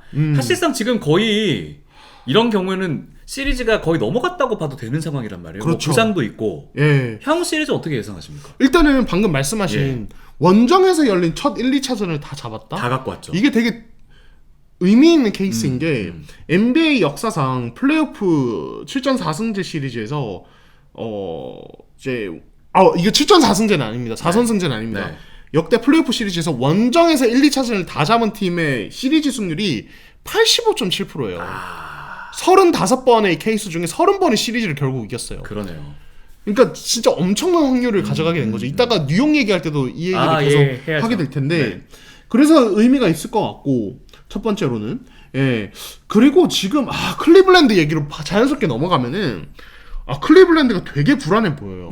네. 일단은 첫 번째 갈랜드의 부재로 인해서 이 앞선에서 이 미첼을 빼면은 이 파괴력 있는 가뜩이나 인디애나 수비 빡센데 넴하드나 이런 선수들 파괴력 있게 수비를 찢어줄 수 있는 선수가 많지 않아서 되게 뭔가 깝깝해요. 그죠. 클리블랜드 공격의 팀인데 네. 약간 깝깝한 상황이 나와요. 그리고 클리블랜드 하면 사실 퀵3거든요. 네. 엄청 공격적으로 던지는 이 퀵3가 안 들어갔을 때의 어떤 이 공격은 사실 되게 좀 뭐라지? 아니, 그렇게 안 무서운데 이런 생각이 드는 팀이긴 해요. 우리가 처음에 예측을 할 때 클리블랜드 우승을 많이 예측을 안 한 이유가 그 부분인 거잖아요. 그렇죠. 갈란드와 미첼이 만약에 3점이 안 들어가기 시작한다? 그럼 과연 공격을 누가 풀어나갈 것인가? 그렇죠. 네. 예. 근데 이제 1차전에 초반에 막 밀리면서 막 네. 나중에는 1쿼터 중반부터 밀리면서 가는 이유가 사실 그 3점이 다 막 빗나가면서거든요. 그렇죠. 그러면서 꼬였거든요. 그래서 이제 이런 클리블랜드의 이 어떤 부상 변수 그리고 어떤 공격에서의 어떤 이 3점 의존도와 그 이제 그거의 어떤 뭐랄까요? 안정감이 떨어지는 거. 네, 네. 이런 부분들에 대한 이슈 얘기를 안 할 수가 없고 그리고 제가 마이애미와의 1차전 끝나고 이야기를 했었잖아요. 클리블랜드는 공격의 팀이지 수비의 팀은 아니다. 수비가 계속 하고 있죠. 예. 수비가 평균 이상인데 자세히 보면은 로테이션 타이밍이나 이런 게 엇갈리고 서로 미스커뮤니케이션이 작게 한 번씩 일어나는데 뒷보이가 있는 팀인데. 예, 이게 데미지를 주는 경우가 네, 많다라고 네. 말씀드렸는데 클리블랜드 사실 2차전은 수비를 잘한 게임이에요. 네. 잘한 게임인데 1차전은 좀 문제가 많았어요. 일단은 서로 약속한 수비가 커뮤니케이션 안 돼서 타이밍 놓쳐서 3점을 너무 많이 얻어맞았습니다. 높은 확률로. 그래서 아마 그날 인디애나 3점 성공률 50%가 넘었을걸요. 훨씬 넘었어요. 예, 넘었었고 그리고 또 하나는 이건 저는 케니 해킨슨 감독이 실수한 거라 봐요. 괜히 올 스위치 수비 가져와가지고 1차전부터 예. 에반 모블리와 제로 달리 밖으로 튀어나가면서 그죠. 이거를 이제 하게 되면은 무슨 변수가 발생하냐면 뒷선에서의 이 약간 높이가 문제가 생기면서 그렇죠. 그걸 커버하려고 작은 선수들이나 아니면 밖에 있는 큰 선수들이 자꾸 들어가야 돼요. 이러면서 자꾸 그물망을 좁히는 수비를 하다 보니까 인디애나가 가뜩이나 그날 3점 감이 좋으니까 3점 폭격을 얻어맞는 거죠. 맞아요. 예, 그래서 저는 1차전 클리블랜드 패배는 공격적인 면에서의 그런 불안정성 그리고 수비에서 이 코칭 스태프의 스킴 선택 실패가 네. 만든 결과였고 2차전에서는 클리블랜드가 그 부분을 조정을 했어요. 스위치 수비를 좀 빈도를 많이 낮추고 네. 거의 완전 바꾸고 그리고 선수들도 엄청 피지컬하게 수비를 했어요. 그렇죠. 시아캄이 사실은 정말 네. 고전했거든요. 그 부분에. 그렇죠. 네. 근데 인디애나가 이 피지컬함에 눌리지 않고 오히려 더 피지컬하게 나오면서 맞아요. 같이 피지컬함으로 붙어버리면서 야금야금 쫓아오고 여기 부상 변수가 계속 작용을 하고 이러면서 뒤집혀버리는 이 맞아요. 극적인 역전패를 허용한 거죠. 야, 그래서 이 시리즈는 모르겠어요, 저는. 그러니까 객관적 전력은 사실 클리블랜드가 잡아야 되는 시리즈거든요. 저도 이건 압도하는 게 맞다라고 생각을 했거든요. 근데 그게 아니야 지금 이 양상을 보면. 네. 그러니까 지금 갈랜드가 사실 이 선수 인저리 프로이잖아요. 그쵸. 또 결정적일 때 지금 못 나오고 빠져가지고 4경기 연속 결장이에요. 이게 1라운드 때는 문제가 안 돼요. 사실 전력에서 확실히 우위니까. 근데 이 2라운드 때도 이래버리면 갈랜드는 역시 갈랜드는 갈랜드구나. 이 선수 인저리 프로네 기복 있고 안 되는구나. 이 얘기 나올 수밖에 없어요. 이건 사실은 책임을 져야 되는 부분이죠. 모블리나 헌터야 상대의 거친 어떤 움직임에 네네네. 운이 없었다고 볼 수 있지만 갈랜드는 사실은 할 말이 없는 거죠. 이러면 사실 클리블랜드 같은 경우는 올 시즌 정말 역대급 시즌을 보냈단 말이에요. 그들의 입장으로는 역대급이죠. 역대급을 보냈고 우승을 만약에 못한다? 심지어 이거 2라운드에서 탈락한다? 심각한 상황이 될 것 같거든요. 그렇죠. 그때 기억나시나요? 클리블랜드 2009년, 2010년. 르브론 떠났을 때. 파이널도 못 가고 네, 떨어졌을 때. 네. 그때도 클리블랜드가 리그 전체 1위 2년 연속 차지하고 르브론 MVP 차지하면서 그죠. 우승 기대감 네. 높았고 2010년 파이널이나 2009년 파이널 앞두고는 코비 대 르브론 파이널 이거에 대한 기대감이 엄청났어요, 팬들 사이에서. 근데 올랜도한테 졌죠. 예. 네. 근데 정규 시즌 1위, 리그 전체 1위 한 팀이 그냥 허무하게 무너졌거든요. 그랬죠. 예, 파이널 문 앞까지도 아예 가보지도 못했어요. 그러니까 이게 지금 뭔가 그런 히스토리가 저는 떠오르더라고요. 클리블랜드가 또 그때 르브론 시대의 그 초창기의 그 역사를 반복하나? 이런 생각이 저는 좀 들어가지고 좀 많이 불안해졌습니다. 저도 개인적으로 클리블랜드가 사실 클블과 보스턴이 동부 컨퍼런스 파이널스에서 만나는 게 아닌가라는 생각을 했었는데 그게 완벽하게 지금 빗나가고 있는 상황이거든요. 아니 지금 다음으로 한번 넘어가 볼까요? 예, 그렇죠. 가서 얘기할까요? 예, 좋습니다. 네. 자, 보스턴이 홈에서 정말 엄청나게 체력을 많이 갉아먹고 올라온 뉴욕한테 2대 0으로 발리고 있어요. 이게 뭐? 저는 이건 발렸다는 표현을 쓰는 게 둘 다 역전패 당했잖아요. 그렇죠. 두 경기 다 20점. 대역전패. 예, 대역전패고. 네. 1차전 20점 차 리드 날리고 네. 오늘이죠. 오늘도 18점 차였나? 오늘도 20점 20 차예요. 넘었나? 20점 차 리드 역전패였고 그리고 지금 사실 클리블랜드였나요? 예. 클리블랜드가 또 20점 차 역전패를 예. 당하면서 NBA가 그 샷 이제 그 트래킹 데이터, 네. 예, 트래킹 데이터 도입한 이래로 최초로 3일 연속 20점 차 역전패가 나오는 플레이오프에서 이런 사건까지 벌어졌습니다. 그러네요. 그리고 그 사건의 어떤 중심에 있는 게 바로 이 보스턴과 뉴욕의 시리즈인데, 네. 일단 보스턴 쪽 얘기를 하자면은 사실 테이텀이 지금 슛감이 완전 바닥이에요. 오늘도 예. 결정적으로 못하더라고요. 그렇죠. 예, 막판에 그 샷미스나 예, 이런 거 떡 당하고 턴오버랑, 예. 예. 근데 이제 테이텀은 사실 조금 면제부를 좀 줘야 되는 게 아닌가 싶긴 한 게 왜요? 올랜도와의 시리즈 때 칼데포프가 부상 사실 당한 거? 담궜잖아요. 솔직히 네. 말하면 저 담궜다고 할게요. 올랜도 팬들 죄송한데 올랜도 좀 과했어요. 과했죠. 예. 그래서 지금 손에 보호대를 하고 있죠. 예. 그 2년 전에 그 이제 2022년인가요? 3년 전이네. 그렇게 얘기하면은 그때 파이널 때 사실 테이텀 슛감이 문제됐던 게 이 어깨랑 예. 손목인데, 그러니까 예전에 다쳤던 그 골절됐던 그 손목을 또 다쳤어요. 칼데포프 때문에.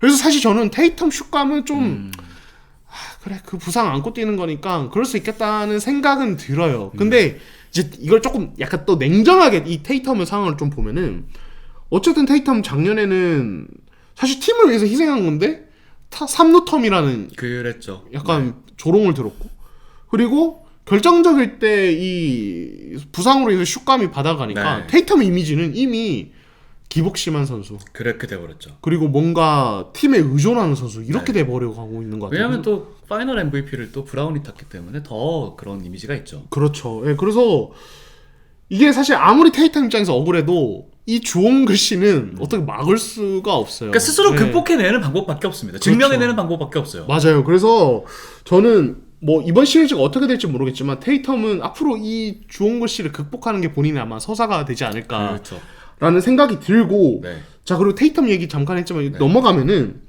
1, 2차전을 보면은 이 패배한 이유, 보스턴이 패배한 이유, 역전패 당한 이유, 결국에는 정규 시즌 때 문제 일으켰던 부분이랑 똑같아요.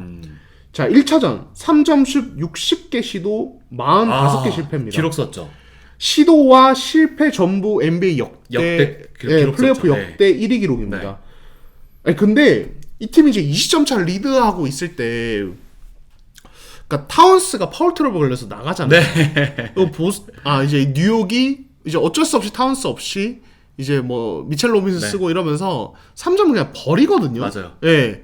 근데 여기서 3점이 다 안 들어가요. 네. 근데 이게 사실 다 안 들어간 걸 어떡하냐 이럴 수 있겠지만, 아니, 그것도 책임져야 될 부분이죠. 그럼요. 왜 3점 못 넣어요 그러면? 그리고 미네소타 봐. 3점 못 넣어도 날 잡잖아. 예, 그러니까요. 네. 왜 3점 못 넣고? 네. 왜 그러면 다른 생각 안 해요? 예, 그냥 3점 냈다든지 다 진 경기다.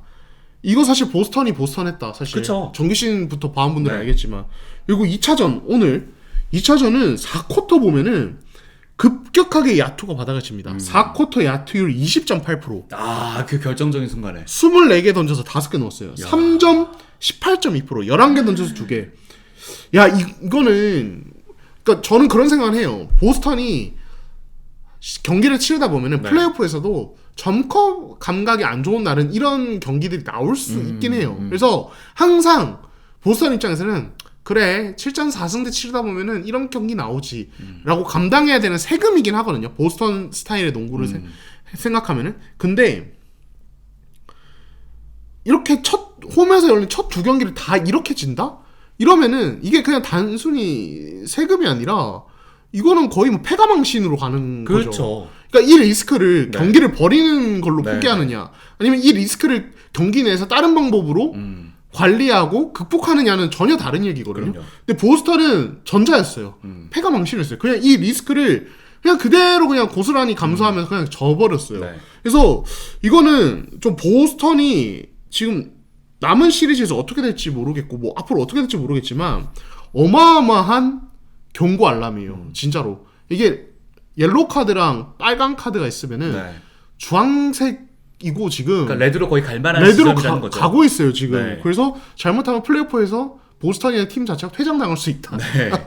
아니, 예, 진짜 그런 생각이 들 정도로 1, 2차전 진짜 너무 이게 알고도 망한 게임이거든요. 그렇죠. 두 왜냐면 게임 다. 특히 그 클러치 네. 상황 됐을 때 뉴욕이 이제 브런슨 골을 하는데 사실상 피지컬도 약하고요. 그렇죠. 작고 분명히 보스턴에는 이 선수들을 잘 막을 만한 자원들이 상당히 많단 말이에요. 그렇죠. 주루도 수비 잘하죠. 데릭 화이트도 수비 잘하죠. 근데 제어가 안 되더라고요.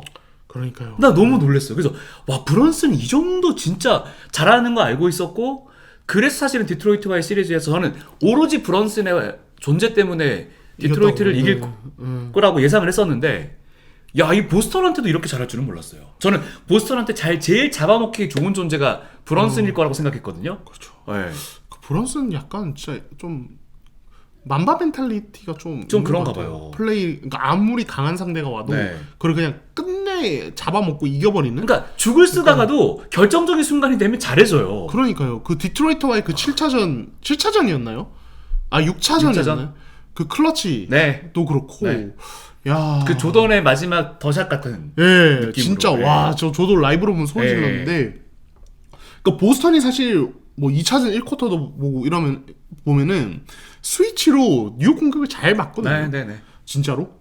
근데 결국에는 흐름을 나중에는 그 말씀하신 대로 브런슨에게 당하면서 그렇죠. 그 공격이 점퍼가 계속 빗나가면서 네, 넘겨주니까 저는 사실 이 시리즈 시작 전에는 보스턴은 규격이 다른 팀이다라고 생각을 맞아요. 했는데 좀 생각이 달라졌어요. 예. 이 팀의 근본적인 문제점, 그러니까 3점 의존도로 인한 이 리스크는 상존하는 것이고 보스턴은 적어도 1, 2차전만 봐서는 이거를 효과적으로 관리하는 법을 모르는 팀이다. 예. 사실 어느 팀이 이렇게 안 들어가는데 관리할 수 있겠냐마는. 그렇죠. 근데 뭐 보스턴은 이렇게 점퍼 많이 던지기로 뭐 마음 먹었으면 그렇게 계속 해왔고. 예, 그거 감당해야 되는 거고 맞아요. 관리하는 법 찾아야죠. 냉정하게 말하면은. 네. 그거는 뭐 마줄라 감독을 비롯한 코칭 스태프가 해야 될 일이고. 그리고 저 개인적으로 미칼 브리치스가 사실상 올 시즌에 정말 엄청나게 큰 기대를 받고 데려갔잖아요. 네. 근데 저는 개인적으로 시즌 중에 활약은 그렇게 좋지. 물론 안 3옵션이긴 한데 안 좋잖아요. 안 좋았죠. 근데 결정적인 스틸을 수비로 이제 딱 승리를 가져오는 모습을 보면서 야 이러면 얘 데리고 온 거 돈값한 거 아닌가. 진짜 위닝 플레이어 네, 같다는 네, 생각이 들어요. 그러니까 브리치스 같은 경우는 사실 시즌 초반에는 제가 시즌 개막전 때 말씀드렸죠. 브리치스 슛 밸런스가 무너졌다. 네. 그게 실제로 그러니까, 왔었죠. 예. 예. 맞아. 그리고 정규 시즌 계속 치르면서는 야 브리치스 원래 수비 잘한다고 데려왔는데 수비가 생각보다 별론데 맞아요. 이런 이야기가 나왔어요. 오히려 조시아트가 더 돋보였거든요. 예. 네. 근데 또 막상 플레이오프 하니까 또 결정적일 때 그런 맞아요. 모습 보여주고. 야, 그리고 뭐 아누노비야 뭐 브런슨과 함께 지금 공격을 어느 정도 이제 그래도 책임져주는 네. 예, 그런 모습 보여주고 있고. 그래서 야, 진짜 이러다 뉴욕이 진짜 동부결승. 갈 것 같아요. 예. 원정에서 이거 2승을 다 따낼 거라고 누가 예상을 했겠습니까? 예. 근데 그러면 어떻게 보세요? 이렇게 끝날 것 같으세요? 보스턴이 이대로 무너질까요? 아니요, 그러진 않을 것 같아요. 저는 보스턴이 반대로 메디슨 스퀘어 가든에서 2경기 다 따내도 전혀 안 이상할 저도 안 이상한 것 같아요. 예. 네. 그래서 저는 그 확률 솔직히 50% 이상 된다고 봐요. 왜냐면 저 네. 뭐 항상 얘기 회의했던 것 중에 하나인데 슛감은 결국에는 회귀를 하거든요. 맞아요. 계속 시리즈 내내 다운되면 그냥 끝나는 거고 그러지 않을 가능성이 저는 상당히 높을 거라고 보기 때문에 동률로 다시 홈으로 가져올 수도 있을 것 같아요. 왜냐면 충분해. 타운스 하는 거 보니까 얘 수비 못하더라고요. 타운스 계속 당하죠. 예. 지금 보스턴의 이 픽앤팝 오펜스에 완전히 당하고 있는데 저는 그래서 뉴욕 입장에서는 지금 사실 첫 2경기 잡았다고 신날 게 아니라 뉴욕은 반대로 그걸 생각해야 돼요. 1, 2차전에서 우리가 20점까지 밀렸었구나. 네. 사실 여기에 좀 포커스를 맞춰야 된다고 맞아요. 생각해요. 냉정하게. 선수들은 이제 그 역전을 했으니까 그 좋은 기분을 그대로 유지하되 코칭 스태프나 좀 그래도 베테랑들은 네. 야 우리가 20점까지 밀렸는데 이거는 뭐가 문제일까에 대해서 저는 좀 깊이 고민해야 돼야 된다고 생각하고 이 포인트를 생각하면서 뭐 플랜을 좀 수정하고 조정을 주면은 3, 4차전 중에 한 경기는 잡을 수 있을 거고 그러면 뉴욕은 진짜로 시리즈 승리를 바라볼 수 있을 것 같아요. 맞아요. 예, 그래서 뉴욕은 사실 마음 놓을 때는 아니다. 예, 진짜로 20점 그럼요. 뒤진 걸 생각해야 돼요. 진짜로. 예, 그래서 이 시리즈 되게 좀 흥미로워요. 네, 전 그래서 3, 4차전 중에 뉴욕이 한 게임만으로 잡는다? 네. 그러면 오케이 인정. 뉴욕 동부 파이널에 갑니다. 근데 네. 만약 두 경기 다 내준다? 네. 그러면 이제 저는 결국엔 보스턴이 가지 않을까. 저도 그렇지 않을까. 예, 뭐 어떻게 보면 되게 당연한 얘기처럼 들리시겠지만, 그러니까 저는 후자의 경우가 발생해도 전혀 이상하지 않다고 네, 생각하기 때문에 좀 지켜볼 만하다고 생각합니다. 좋습니다. 자, 또 저는 방금 동관 씨가 얘기한 그 부분을 좀 고민해야 되는 팀이 또 이 팀이라고 생각을 하는데요. 오클라호마 시티와 덴버의 시리즈. 정말 놀랍게도 1대1로 승부가 이제 동률이 됐습니다. 근데 첫 번째 경기는 정말 역대급 버저비터가 이제 에런 고든의 손에서 터져 나왔고요. 네. 홈그랜드 자유투 2개를 놓치고 와 저는 진짜 버럭신 달려갈 때 그 덴버 지역사 그 중계하시는 분들이 노 하다가 에런 고든 치고 3점 들어가고 그거를 딱 잡는 거 너무 놀랐지만 정말 중요하게 생각해야 될 거 오늘 경기거든요. 네. 사실상 오클라호마는 정말 잘하는 거 다 했고 덴버는 최악으로 뭐 안 되는 모습 다 보여줬거든요. 심지어 요키치도 파울아웃으로 나갔고 149대 106 수비가 이래도 되나 싶을 정도로 못해서 이거 어떻게 보십니까? 저는 개인적으로 1차전 덴버가 잡을 때는 야 이거 요키치의 정말 미친 듯한 몬스터 활약으로 역시 요키치 제어가 안 되는구나 이러면 해볼만 하다는 생각이 들었는데 오늘 또 이 양상을 보니까 뭐 1위 1비하는 게 너무 웃기게 여러분들 느끼실 수 있겠지만 네. 어렵지 어렵죠. 않을까? 예. 네. 오늘 그 저희가 2차전이 진행될 때 저희가 이제 녹화를 시작해서 네. 저희가 뭐 라이브로 제대로 보지 못했는데 이제 이 스코어를 보면 49점 차까지 갔었어요. 그죠. 근데 전반에 오클라호마 시티가 87점 넣었거든요. 근데 저 1쿼터는 좀 봤는데 이제 저도 1, 2쿼터는 다 보고 왔습니다. 다 보셨나요? 2차전까지? 근데 이 2차전의 이 1쿼터를 보면은 오클라호마 시티가 저는 좀 약간 작정했구나라는 생각이 들었어요. 1차전 때 안 됐던 부분. 그러니까 오늘 이제 이 상대 턴오버 기반 득점이 34대 14예요. 와. 이거는 오클라호마 시티가 좋아하는 판이에요. 그쵸. 예. 턴오버 유발하고 스틸하고 달리고. 빠른 템포. 예. 그리고 설사 그런 상황이 아니더라도 그냥 수비 리바운드 이후의 어떤 공격 상황에서도 네. 굉장히 템포 빠르게 덴버를 괴롭히거든요. 이거 사실 덴버의 아킬레스건이에요. 그래서 오클라호마 시티가 약간 1차전에서 헤맸다면 어이없게 헤매서 졌다면은 2차전에서는 조금 이제 완전 반격의 실마리를 잡은 것 같고 좀 1차전을 사실 좀 돌이켜 보면은 오클라호마 시티 덴버에게 거의 뭐 사실 뭐랄까 그러니까 저는 솔직히 한 3쿼터까지 보면서 이거는 질 수가 없는 게임이다라고 생각했어요. 양상을 보면서. 왜냐면 물론 요키치에게 계속 당했는데 이 오클라호마 시티의 수비나 이런 부분이 되게 잘 됐어요. 맞아요. 전체적으로. 네. 근데 이 요키치의 이 포스트 공략, 페인트 존 가운데서 만들어낸 이 득점에 너무 많이 네. 털렸죠. 그러니까 저는 이제 어떤 생각이 들었냐면, 그러니까 처음에는 홈그랜을 요키치에게 붙였다가 네. 나중에 이제 하텐슈타인을 요키치에게 붙였는데, 근데 이제 요키치가 힘으로 밀고 들어와서 던지는 이 숏 미드 레인지에서 던지는 이 훅슛, 그냥 점퍼, 네.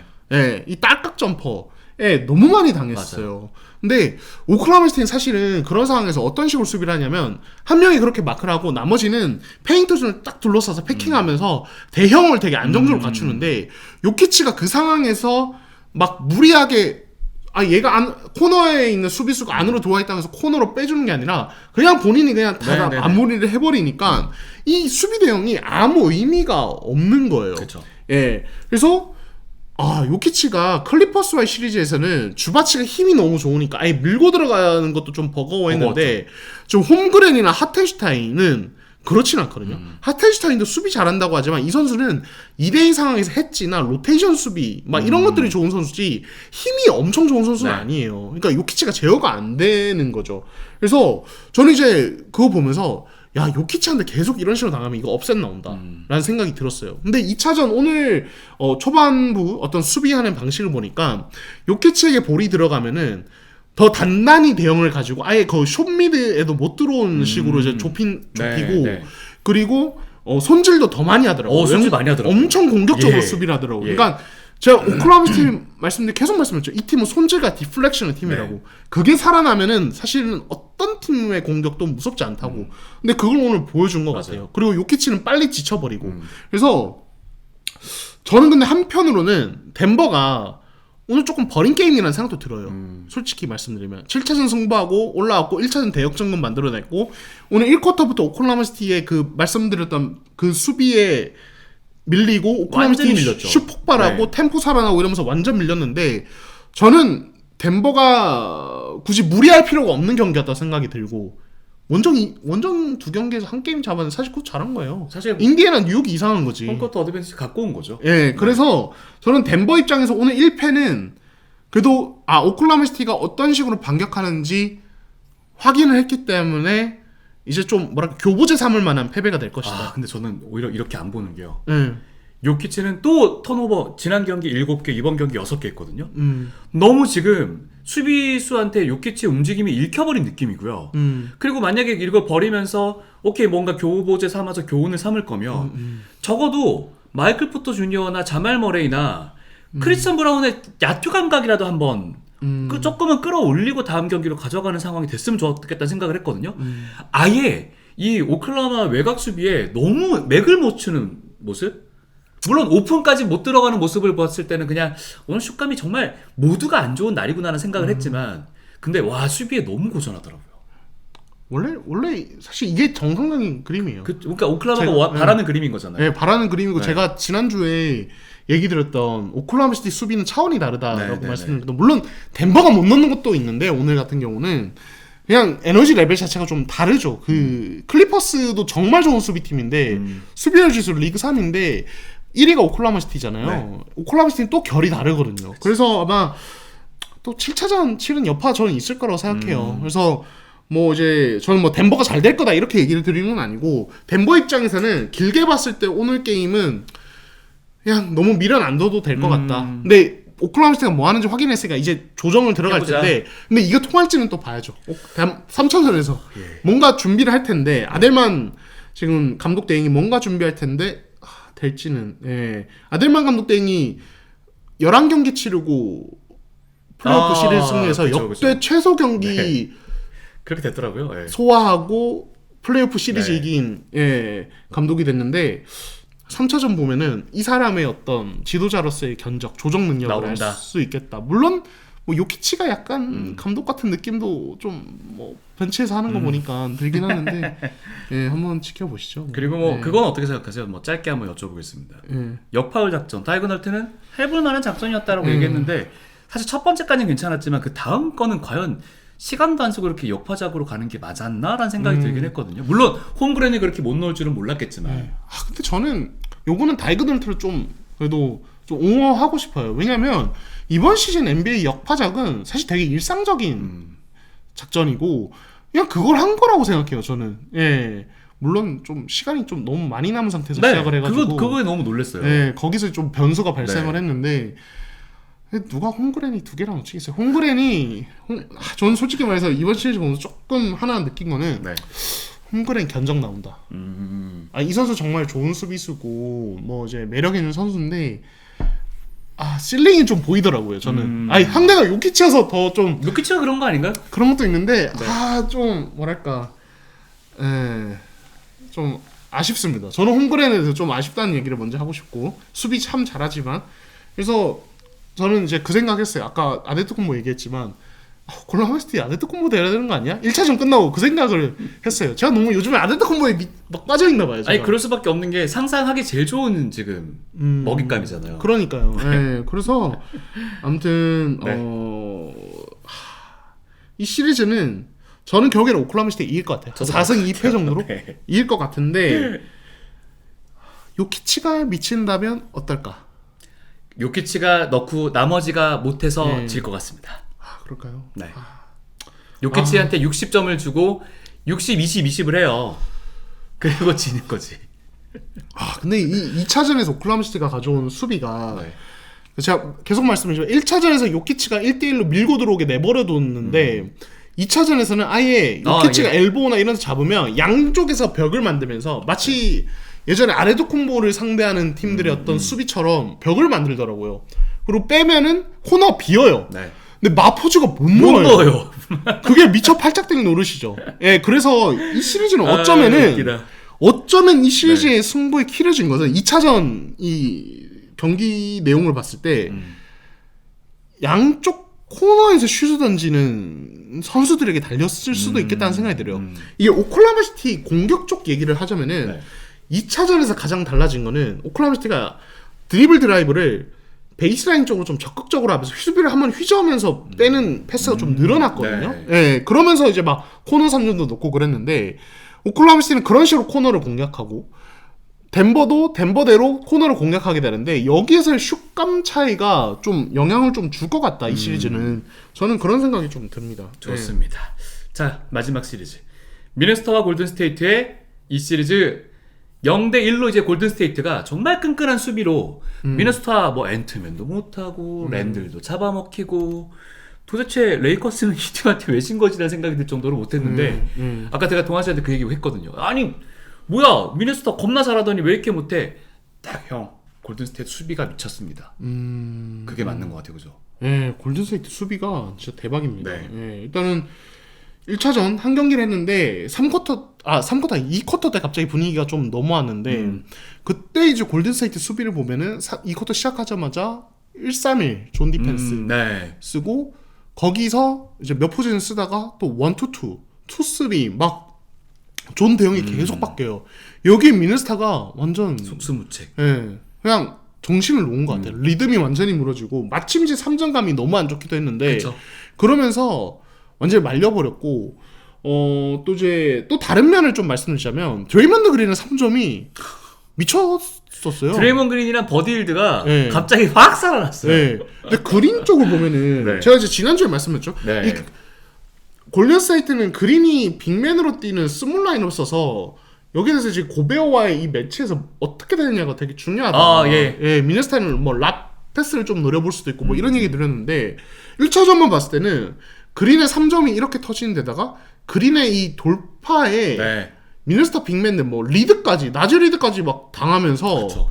되게 흔들렸어요. 사실 미네소타가 100점 안 줬으니까 이거를 실점 많이 했다고 볼 수는 없는데 어쨌든 이 저득점 양상 안에서도 보면은 드레이먼드 그린의 어떤 움직임이나 슛에 미네소타 5번들이 당했기 때문에 이 부분을 미네소타는 좀 고민을 해야 될 것 같아요. 예. 그러니까 드레이먼드 그린이 저는 그러니까 그 경기 초반에 그렇게 3점을 과감하게 던지는 건 무슨 생각이냐면 아 이거 지령이구나. 과감하게 던져라라고 했구나. 저는 이 생각이 무조건 들었어요. 그쵸. 과감하게 던지더라고요, 진짜. 그렇지 않으면 그렇게 많이 네, 던질 네, 수가 없어요. 예, 왜냐면 드레이먼드 그린이 3점에 대해서 뭐 본인은 자신감이 있는 선수라도 웬만하면 좀 다른 쪽을 먼저 봐주는 스타일인데 엄청 과감하게 던지더라고요. 그래서 미네소타는 이 부분을 반드시 체크해야 될 것 같다. 그리고 또 하나는 골든스테이트의 이 존 디펜스를 깨는 부분을 고민을 많이 해야 될 것 같아요. 예, 그래서 근데 까다롭긴 해요, 진짜로. 이게 수비 대형이 자꾸 변하는 데다가, 그러니까 1-3-1을 쓰다가도 얘들 하프라인부터 이제 에드워즈를 위해서 스크린 걸어주면 순식간에 맨투맨으로 바뀌거든요. 맞아요. 그러니까 너무 변화무쌍하다 보니까 깨기 힘든 부분이 있는데, 근데 방법을 찾아야죠, 뭐. 레이커스 물수비 만나다가 예. 와 진짜 골든스테이트 수비를 만나니 정말 에드워즈가 지금 이 박스 스코어 뭐 23득점에 14리바운드 잘한 것 같죠? 정말 못했거든요. 맞아요. 랜들도 아예 그 왼쪽 돌파 특유의 뭐. 뭐 하나도 안 되고 미드레인지도 던지는데 그것도 수비를 억지로 막 달고 던지고 예. 뭐 시원한 장면이 하나도 안 나왔어요. 완전히 말렸어요. 네. 완전히 말렸고, 야, 새삼 이 골든스테이트 수비 진짜 잘한다는 생각이. 저도 예. 그러니까 방금 말씀드린 이 오클라호마 시티는 손질과 이 에너지 레벨로 그냥 완전히 네. 박살내는 네. 팀이라면 골든스테이트는 이 뭐랄까 이 물오른 조직력으로 뭔가 상대를 막 목을 졸라매는 스티브 커가 와. 저는 이순신 때 느끼 하객진을 대려 펼쳐라 하면서 막 그 지역 방어가 막 1-3에 네. 갔다가 막 이렇게 움직이고 거기에 진짜 대응이 하나도 안 되고 그러니까 수비 사실 이게 난 농자랄들은 공격을 보는 것보다 수비를 되게 잘 보시잖아요. 수비가 재밌죠. 그 예, 수비를 또 보는 게 중요하죠, 재미가 그래도. 있더라고요. 근데 나는 솔직히 수비가 그렇게 보면 뭐가 잘하는지 모르겠지만 잘하는 것 같아. 딱 그냥 느낌이 와요. 와 느낌이 벽을 오죠. 만난 느낌? 예. 근데 골든스테이트의 수비나 그리고 아까 얘기했던 그 오클라호마 시티. 오클라호마 시 수비는 그냥 보고 있으면 야, 이 돌아가는 거 봐라. 잘한다라는 생각이 확 들어요. 그러니까요. 네. 엄청 에너지 레벨이 높고 골든스테이트는 거기다가 이 베테랑들이 있다 보니까 실수가 적어요. 그런 존 디펜스 맞아요, 할 맞아요, 때. 맞아요. 그래가지고 더 깝깝한 것 같고 미네소타는 뭐 집중적으로 훈련을 하겠죠. 레이커스에 익숙해져 있는 상태라 지금 이제 골든스테이트 존 디펜스 가지고 이 영상을 수도 없이 그렇겠죠. 코칭 스태프는 네. 돌려봤을 거고 선수들도 같이 필름 세치하면서 많이 봤을 겁니다. 그래서 거기에 대해서 뚫어야 이제 좀 실마리가 있을 것이다. 네. 근데 또 변수가 있잖아요 지금. 그 얘기를 하려고. 네. 아, 커리가 햄스트링이거든요. 네. 물론 다른 햄스트링, 뭐 크리스 폴의 햄스트링을 여러분들이 많이 생각하실 텐데 일단 누워서 부축을 받거나 엄청나게 쩔뚝거리면서 이제 퇴장하는 장면들이 나와요. 그 정도는 아니어서 괜찮을까라고 생각하시는 분들이 많은데 저도 그래서 막 챗GPT도 돌려보고 햄스트링 이거 안 그래도 실제 미국에서도 굉장히 많은 분들이 검색을 했다고 하더라고요. 아, 햄스트링은 이게 돌아오는 게 그렇죠. 쉽지가 않습니다. 사실 그레이드 1이라서 일주일 하지만 돌아와서 다시 운동을 좀 하고 왜 햄스트링 그러니까 하체니까 러닝도 못 하잖아요. 맞아요. 다시 좀 몸을 조금 다시 만들고 물론 뭐 엄청 다시 만들어야 되는 건 아니지만 밸런스 찾고 이러면 일주일 뒤에 와서 이렇게 하는 게 저는 가능할까? 그리고 햄스트링이 가장 무서운 점은 단기간에 돌아오면 재발 가능성이 너무 높다는 거예요. 특히 커리처럼 말체력과 정말 미친 듯이 뛰어다니는 커리 따라다니다가 다 뒤지잖아요. 그렇죠. 그 수비수들 진짜 나가 떨어진단 말이에요. 쥐나하고 막 델라베도 막 옛날에 막 쥐나하고 막 난리 쳤잖아요. 그렇죠. 그러니까 그 정도 운동량을 가져가는 선수가 햄스트링이다? 이거 어려워요. 그렇죠. 어렵죠. 네. 그래서 골든스테이트는 진짜 그냥 어쩔 수 없어요. 있는 자원으로 버텨야 돼요. 그러니까. 사실 이럴 때 있는 자원으로 버티는 수밖에 없고 포지엠스키나 아니면 1차전에서 잘한 버디힐드나 이런 선수들 메워야죠. 뭐 이걸. 그렇죠. 네, 다행히 뭐 골든스테이트는 수비가 너무 좋은 팀이니까 네. 그냥 2차전부터는 더 노골적으로 수비전으로 경기를 끌고 가면서 결정적일 때 버틀러가 진짜 그 마이애미에서 보여준 그 네. 하드캐리를 보여줘야 되는. 근데 몸 상태 그렇게 좋아 보이진 않던데. 네, 그쵸. 사실 버틀러도 1라운드 때 부상이 있었으니까. 있어가지고. 야, 이거 일단 지켜보시죠. 일단 이 커리 부상이 아니었으면 골든스테이트가 수비로 미네소타를 그냥 늑대를 잡겠구나 이 생각이 들 텐데. 그쵸. 커리가 빠지니까 이거 좀 골든스테이트가 반대로 공격에서 어느 정도 할 수 있을까? 네. 이런 약간 걱정이 드는 것은 또 사실입니다. 그렇죠. 네. 일단 원정에서 한 경기를 잡아냈기 때문에 훨씬 더 유리한 상황이라고 할 수 있을 텐데 골든스테이트의 진짜 심장이자 핵이자 정말 배트맨이잖아요. 네. 말 그대로 배트맨의 선수가 지금 빠져있는 상황이어서 어떤 작전을 들고 나올지가 상당히 기대도 되고 걱정도 되고 네. 그런 상황입니다. 좋습니다. 자, 이렇게 한번 저희 또 1시간 반 동안 열심히 입을 털었습니다. 재밌어요. 네, 플레이오프 재밌습니다. 너무 재밌습니다. 다음 주쯤 되면 이제 이 견적이 나오겠죠. 이 시리즈 결과에 대한. 그러겠죠. 네. 네. 또 그때 또 한번 얘기를 해보죠. 저희가 태세전환 또 하게 될 거고, 뭐 이제 저희가 얘기했죠, 막 이러면서 막 생색내는 자신 것도 있게, 있을 거고, 그런 것도 있을 텐데 여러 가지 상황이 생각나는데 한번 이야기를 나눠보시죠. 좋습니다. 저희는 다음 시간에 다시 인사드리도록 하겠습니다. 여러분 고맙습니다. 감사합니다.